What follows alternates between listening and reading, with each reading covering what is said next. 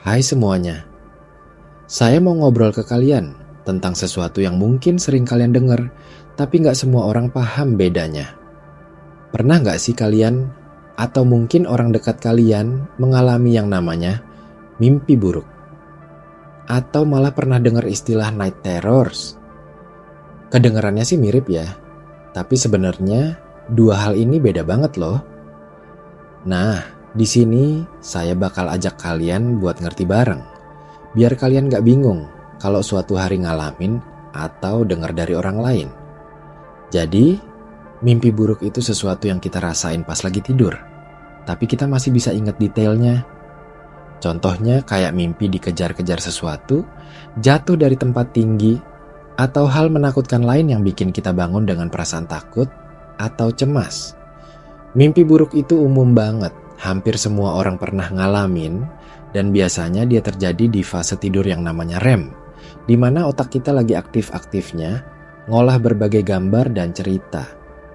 Nah, kalau night terrors itu agak beda. Mungkin kalian yang belum pernah dengar atau ngalamin bakal mikir, ini apaan sih? Serem ya? Iya, memang night terrors itu termasuk gangguan tidur yang bisa bikin kita tiba-tiba terbangun dengan rasa takut yang luar biasa. Bedanya, saat night terrors, kita nggak sadar atau nggak inget apa-apa tentang mimpi yang bikin kita takut itu. Kadang kita malah nangis, teriak, atau gerak-gerak aneh waktu lagi tidur, dan susah buat dibangunin. Kalau disuruh logika, kenapa ya bisa beda? Kenapa mimpi buruk masih bisa kita ingat, tapi night terrors kita malah nggak ingat apa-apa? Nah, jawabannya ada di bagian otak dan fase tidur kita. Jadi, pas kita tidur, otak kita tuh ngalamin beberapa fase, dari yang paling ringan sampai yang paling dalam. Salah satunya adalah fase REM, di mana mimpi biasanya terjadi. Nah, mimpi buruk terjadi di fase ini. Otak kita masih aktif. Kita masih dalam kondisi tidur yang cukup ringan, sehingga waktu kita kebangun karena takut, kita langsung bisa ingat mimpi itu. Makanya mimpi buruk sering bikin kita bangun, merasa takut, dan ingat jelas. Tapi night terrors terjadi di fase tidur yang lebih dalam, yang disebut NREM, terutama di tahap awal tidur. Di fase ini, otak kita lagi istirahat berat banget. Jadi saat night terrors terjadi, otak bagian sadar kita masih mati suri, alias belum aktif. Sementara bagian bawah yang ngatur perasaan takut malah aktif berlebihan. Jadi tubuh kita bereaksi takut, tapi kita nggak sadar, nggak inget mimpi apa-apa, dan susah banget buat dibangunin. Kadang orang yang ngalamin night terrors bahkan nggak sadar apa-apa pas udah bangun, atau lupa kejadian waktu tidur. Sekarang coba kita pikir, dari pengalaman kalian atau orang sekitar, pernah nggak kalian lihat atau dengar orang tiba-tiba teriak atau nangis pas tidur? Tapi pas dibangunin dia malah bingung dan nggak inget apa-apa. Nah, itu kemungkinan besar night terrors. Tapi kalau kalian bangun karena mimpi dikejar, jatuh, atau hal menakutkan lain dan masih inget ceritanya, itu mimpi buruk. Memang, keduanya sama-sama bikin kita merasa takut dan terganggu waktu tidur, tapi tingkat gangguannya beda. Mimpi buruk biasanya bikin kita sulit tidur lagi sebentar, tapi kita bisa sadar dan tenang kalau ingat mimpi itu. Sedangkan night terrors bisa bikin orang gelisah dan bingung. Bahkan orang di sekitar juga bisa takut karena perilakunya pas terjadi night terrors itu. Kalau kalian mikir logika, ini agak aneh ya. Tubuh kita bereaksi kayak ketakutan banget tapi otak sadar kita malah nggak aktif. Tapi ini beneran terjadi karena bagian otak yang ngatur rasa takut, amigdala, bisa menyala sendiri saat kita tidur dalam. Sementara bagian sadar kita off. Ini semacam reaksi otomatis yang nggak bisa kita kendalikan. Nah, biasanya night terrors ini lebih sering terjadi pada anak-anak daripada orang dewasa. Jadi, kalau ada anak kecil yang tiba-tiba teriak pas tidur atau nangis sambil gemetar, bisa jadi itu night terrors. Untungnya, kebanyakan anak-anak bakal sembuh dengan sendirinya saat tumbuh dewasa. Tapi kalau ini terjadi terus-menerus dan bikin susah tidur atau trauma, sebaiknya konsultasi ke dokter spesialis tidur. Mimpi buruk juga bisa dialami semua umur, dan kadang dipicu oleh stres, kecemasan, atau pengalaman traumatis. Misalnya, kalau kalian lagi stres banget karena kerjaan atau sekolah, mimpi buruk bisa jadi refleksi dari pikiran yang kacau dan emosi yang belum terselesaikan. Ini sebenarnya bentuk sinyal dari otak supaya kita lebih perhatian sama kesehatan mental dan emosi kita.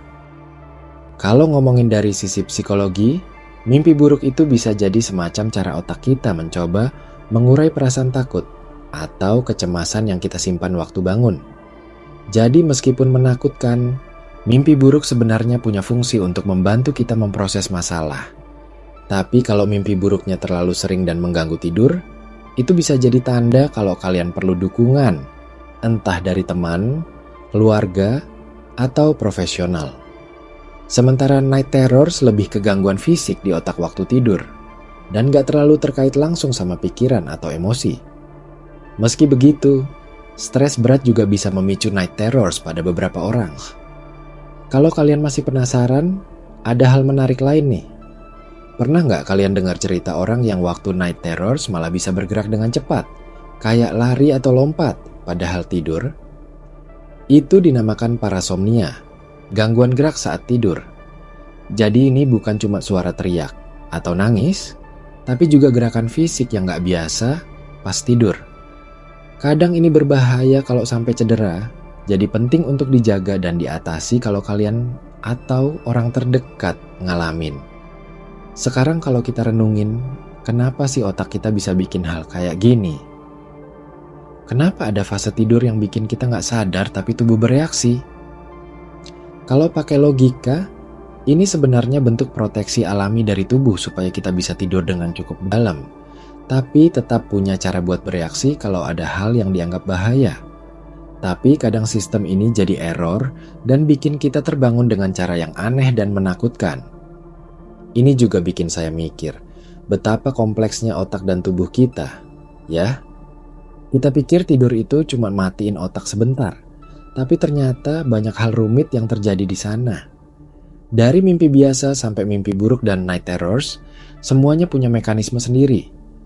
Jadi, kalau kalian merasa takut atau bingung tentang pengalaman tidur kalian, coba lihat ini dari sudut pandang ilmiah dulu. Jangan langsung takut berlebihan. Tapi jangan salah juga, pengalaman night terrors dan mimpi buruk itu bisa sangat nyata dan bikin trauma. Jadi penting juga untuk saling mendukung, terutama kalau ada teman atau keluarga yang sering ngalamin.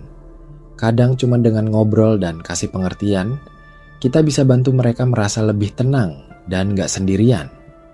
Nah, bicara soal logika dan cara lain, ada juga beberapa metode yang dipercaya bisa membantu mengurangi mimpi buruk atau night terrors. Misalnya, teknik relaksasi sebelum tidur, jaga pola tidur yang teratur, dan coba atasi stres dengan cara yang sehat. Ada juga yang bilang meditasi dan latihan pernapasan bisa membantu menenangkan otak dan badan supaya mimpi buruk gak sering datang. Meski belum semua terbukti secara ilmiah 100%, gak ada salahnya dicoba, kan? Kalau kalian pengen tahu, ada juga latihan buat ngelatih diri supaya lebih sadar waktu mimpi, namanya lucid dreaming. Dengan ini, orang bisa lebih kontrol mimpi. Jadi mimpi buruk bisa dialihkan jadi mimpi yang lebih menyenangkan. Tapi ini bukan cara buat night terrors ya, karena night terrors terjadi di fase tidur yang beda dan lebih dalam. Sebagai penutup, saya mau bilang bahwa pengalaman tidur kita itu unik banget. Dan gak ada yang salah kalau kalian pernah ngalamin mimpi buruk atau bahkan night terrors. Yang penting adalah kita cari tahu dulu, jangan langsung takut, dan kalau perlu cari bantuan. Ingat, tidur itu bukan cuma soal istirahat fisik, tapi juga mental dan emosional.